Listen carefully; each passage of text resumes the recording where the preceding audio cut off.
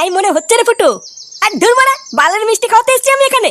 একটা ভালো খবর দিতে এসেছি আর লেওড়াগুলো বলে কিনা আমি গাঁজা খেয়েছি। বাঞ্চুত ধুর তোদের মিষ্টি, ভোদা খাওয়াতে এসেছি আমি এখানে।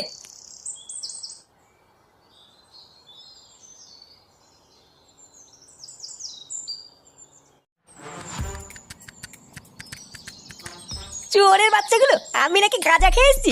লেওড়া একটা ভালো খবর দেবো বলে আসলাম আর বাঞ্চত গুলো আমার মুটটারি গান মেরে দিল। দাঁড়া না বাড়া দাঁড়া, একদিন সত্যি সত্যি গাঁজা খেয়ে এসে এই ক্লাবের গোষ্ঠীর গুদ মেরে দেবো। তখন বুঝবে বাঞ্চত গুলো এই ফুটো কি জিনিস। লেওড়া আমার মিষ্টির 100 টাকাটারই গান মারা গেল।